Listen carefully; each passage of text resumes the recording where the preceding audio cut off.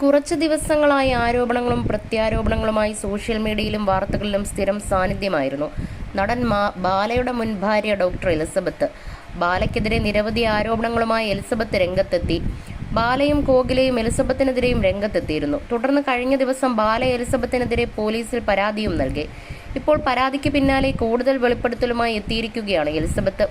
Case കൊടുത്താലും ജയിലിൽ അടച്ചാലും താൻ നേരിട്ട പ്രശ്നങ്ങൾ തുറന്നു പറഞ്ഞിരിക്കുമെന്നാണ് എലിസബത്ത് പറയുന്നത്. ചെന്നൈയിൽ ഇയാൾക്കൊപ്പം താമസിക്കുന്ന സമയത്ത് അയാൾക്കൊപ്പം അനുവാദത്തോടെ തന്റെ മുറിയിലേക്ക് ഒരാൾ കയറി വന്നു. അന്ന് പേടിച്ചിട്ട് തനിക്കും കുടുംബത്തിനു വേണ്ടി പ്രാർത്ഥിക്കണമെന്ന് ഫേസ്ബുക്കിൽ പോസ്റ്റ് ഇട്ടിരുന്നുവെന്ന് തെളിവ് സഹിതം എലിസബത്ത് പറഞ്ഞു. തന്നെ ബലാത്സംഗം ചെയ്തുവെന്ന് തുറന്നു പറഞ്ഞിട്ടും ആരും കേസെടുക്കുകയോ അതേക്കുറിച്ച് അന്വേഷിച്ചു ചെല്ലുകയോ ചെയ്തിട്ടില്ലെന്നും എലിസബത്ത് പറയുന്നു. ഞാൻ ഇത്ര കാലമായിട്ട് എന്നെ റേപ്പ് ചെയ്തു എന്ന് ഇത്തരത്തിൽ ഒക്കെ ഉപദ്രവിച്ചു എന്നൊക്കെ പറഞ്ഞിട്ട് ആരും കേസെടുത്തിട്ടില്ല. ഞാൻ കേസ് കൊടുത്തിട്ടില്ല, അതുകൊണ്ട് ആരും കേസെടുത്തില്ല. ഇവർ കേസ് കൊടുത്തു, അതുകൊണ്ട് ഇപ്പോൾ കേസെടുത്തു. റേപ്പ് വിക്ടിംസ് ഒക്കെ പുറത്തു വരാത്തതിന്റെ കാരണം ഇതാണ്.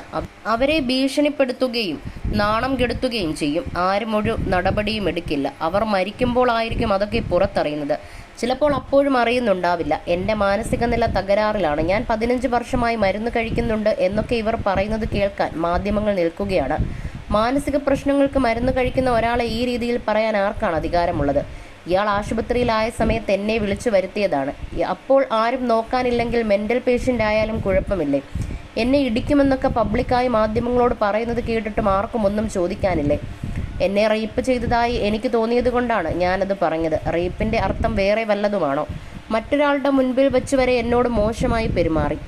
വേറെ ഒരാളെ എൻ്റെ ബെഡ്റൂമിലേക്ക് കയറ്റി വിട്ടു. ഏപ്രിൽ 4-നാണ് ഇയാളുടെ ലിവർ ട്രാൻസ്പ്ലാന്റ് നടക്കുന്നത്. മാർച്ച് 29-ന് ഞങ്ങളുടെ വിവാഹത്തിന്റെ 2ാം വാർഷികമായിരുന്നു. ആ സമയത്ത് ഞങ്ങൾ അവിടെ കേക്ക് കട്ട് ചെയ്തു. ഞാൻ കൂടെയില്ലെങ്കിൽ ജീവിച്ചിരിക്കില്ല എന്ന് പറഞ്ഞ് പുള്ളി പോസ്റ്റ് ഇട്ടിരുന്നു. 1ഉം 2ഉം വിവാഹ വാർഷികങ്ങൾ ആഘോഷിച്ച വീഡിയോകളുണ്ട്. ഇതൊക്കെ ചെയ്തത് അയാൾ എന്നെയും പറ്റിക്കുകയായിരുന്നു. ഞാൻ ഗുജറാത്തിലാണ് ഇപ്പോൾ ഉള്ളത്. ഞാൻ MDക്ക് പഠിക്കുകയാണ്. ഇയാൾ എൻ്റെ MD പരീക്ഷാ തയ്യാറെടുപ്പുകൾ തടഞ്ഞ് എൻ്റെ ഹോൾ ടിക്കറ്റ് എടുക്കാൻ സമ്മതിക്കാതെ പരീക്ഷ എഴുതാൻ കഴിഞ്ഞില്ല. അതിൻ്റെ പേരിൽ കുറേ വഴക്കടിച്ചിട്ടുണ്ട്. ഇപ്പോൾ വീണ്ടും ഞാൻ പഠിക്കുകയാണ്. പോലീസ് സ്റ്റേഷനിൽ നിന്ന് എപ്പോൾ വിളിച്ചാലും ഞാൻ വരും. എനിക്ക് യാതൊരു പ്രശ്നവുമില്ല. പോലീസ് സ്റ്റേഷനിൽ നിന്നോ കോടതിയിൽ നിന്നോ എപ്പോൾ വിളിച്ചാലും ഞാൻ വരുന്നതായിരിക്കും. എൻ്റെ തൃശ്ശൂർ വീടിൻ്റെ വാതിൽ ചവിട്ടി പൊളിക്കേണ്ട കാര്യമൊന്നുമില്ല. എൻ്റെ ഫോൺ നമ്പർ എന്തായാലും എൻ്റെ പഴയ നമ്പർ തന്നെയാണ്. അതുകൊണ്ട് നിങ്ങൾക്ക് എൻ്റെ ഫോൺ നമ്പറിൽ വിളിച്ചാൽ കിട്ടും. എന്താ ചെയ്യേണ്ടതെന്ന് വെച്ചാൽ ചെയ്യാം.